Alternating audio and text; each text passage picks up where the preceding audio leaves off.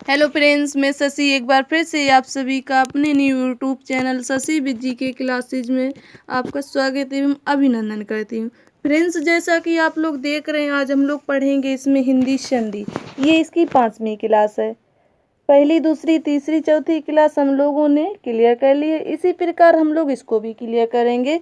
देखिए, आप किसी भी एग्जाम की तैयारी कर रहे हैं तो ये टॉपिक आपके लिए बहुत ही हेल्पफुल रहने वाला है, विशेषकर यूपी पुलिस और यूपी पैट।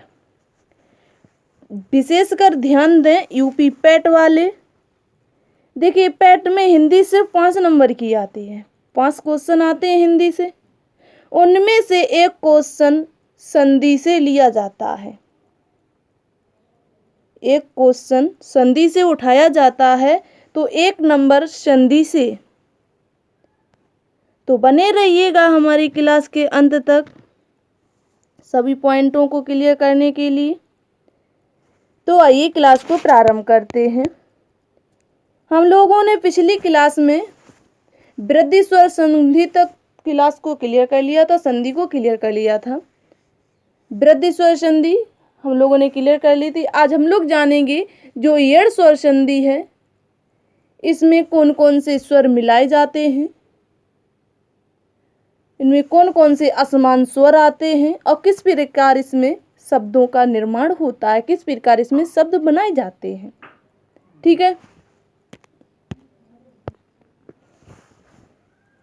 तो देखिए, जो एड़ स्वर संधि है, इसमें जब कोई ई या ऊ के बाद तथा री के बाद कोई असमान स्वर आ या आ जाए, दीर्घ आ या लघु आ जाए, तो वहां पर ई और या व के स्थान पर क्या आ जाता है, या व रा में बदल जाता है, या रा ला व आ जाता है। ठीक है, किसमें एक बार फिर से समझिएगा, जो हमारी एड़ स्वर संधि है, इसमें जो लघु ई है और दीर्घ ई है, लघु ऊ है और दीर्घ ऊ है और री है। इसके बाद कोई असमान स्वर, तो असमान स्वर कौन से आएंगे? असमान स्वर आएगा लघु आ और दीर्घ आ, ये 2 असमान स्वर आएंगे। ठीक है,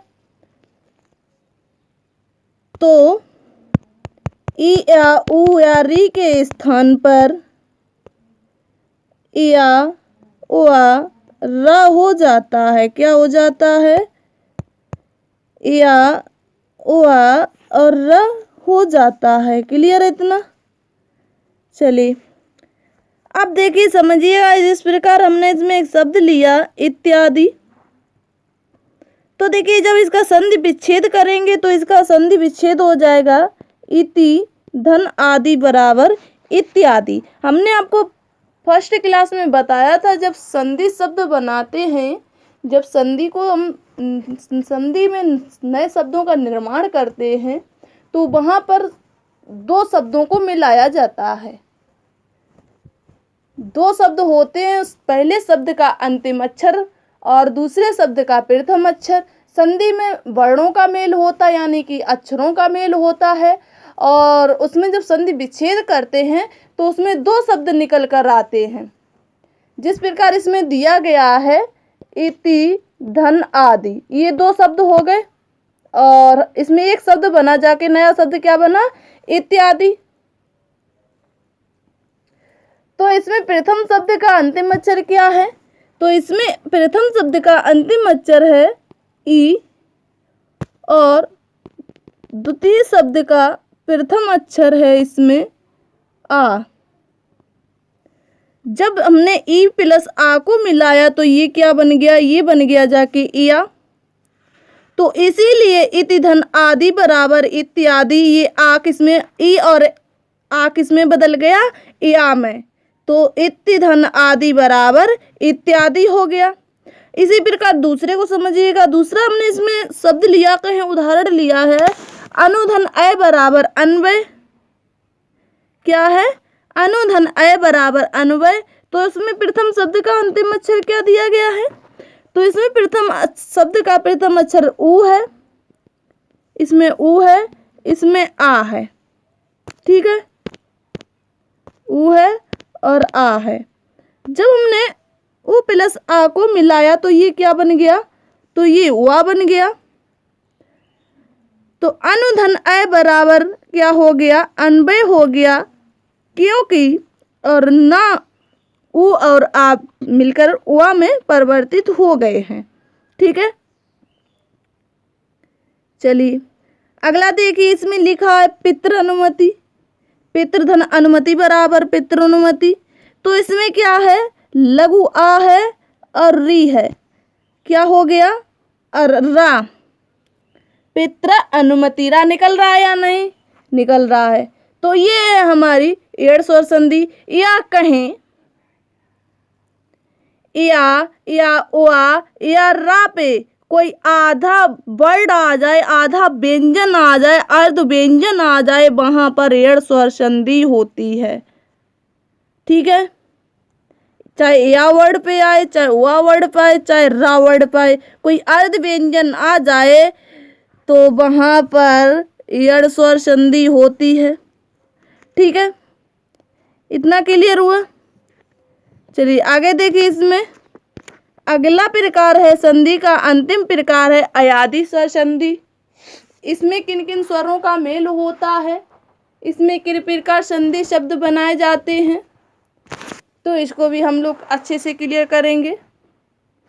इसमें दिया गया है, जब ए ओ औ के बाद कोई असमान स्वर आ, या कौन से इसमें असमान स्वर आएंगे, लघु आ या दीर्घ आ आए तो ए का आय हो जाता है, ऐ का आय हो जाता है, और ओ का आव हो जाता है, और आव का आव हो जाता है।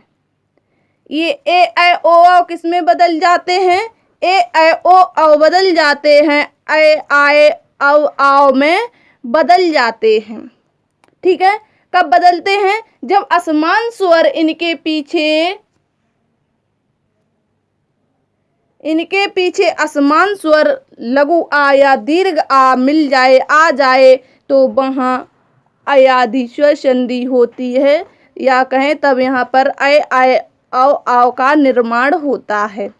ठीक है, अब इसमें समझिएगा उदाहरण, जैसे या इसमें कहें अगर एग्जाम में दे दिया जाए, कोई वर्ड इससे संबंधित कोई प्रश्न दिया जाए, तो किसी शब्द में केंद्र में या ओआ मिल जाए, इनकी दो पहचाने हैं, दो वर्ड से हम पहचान सकते हैं। केंद्र में यानी बीच में कोई या वर्ड मिल जाए या ओआ वर्ड मिल जाए, तो वहां अयादि स्वर संधि होती है।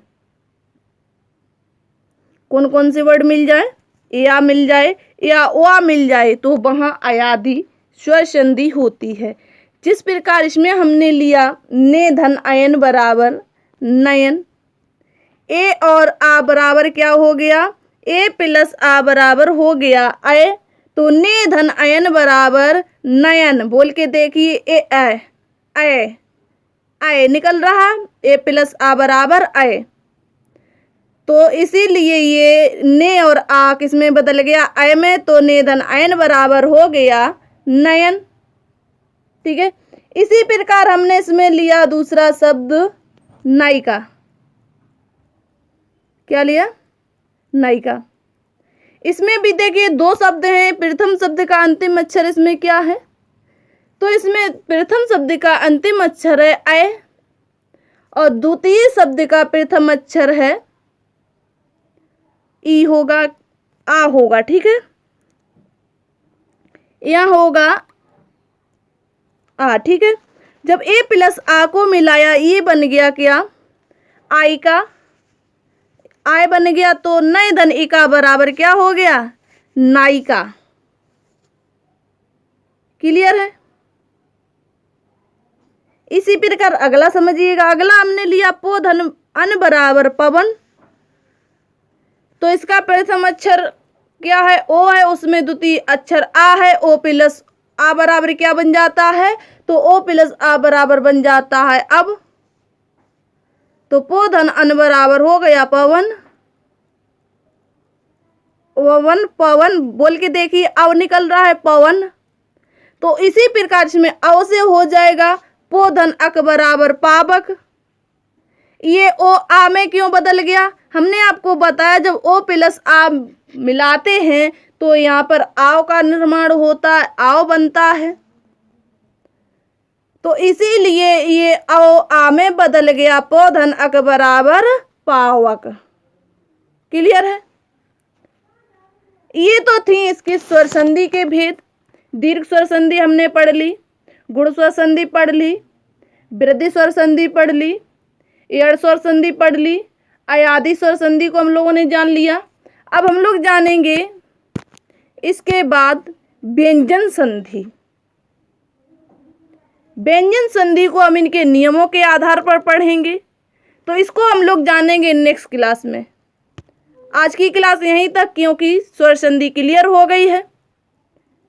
जो हम लोग नया पॉइंट क्लियर करेंगे नई क्लास से। ठीक है, चलिए, उम्मीद करते हुए ये दोनों पॉइंट आपको क्लियर हो गए होंगे, एड़ और अयादि संधि। इसकी बेसिक पॉइंट जानने के लिए हमने फर्स्ट सेकेंड क्लास में इसकी बेसिक थ्योरी को समझाया था। अगर जिस किसी ने हमारी ये first second third fourth class नहीं पढ़ी है, एक बार उसको पढ़ लें तो आपको स्वर संधि या कहीं संधि किस प्रकार बनती हैं, संधि के प्रमुख आधार क्या होते हैं, इनको क्लियर कर सकोगे। ठीक है, चलिए, अभी तक जिस किसी ने क्लास को शेयर नहीं किया है, बिना कहने पर एक बार क्लास को शेयर कर दीजिएगा, बार बार बोलना ना पड़े, और सभी लोग एक बार लाइक करें।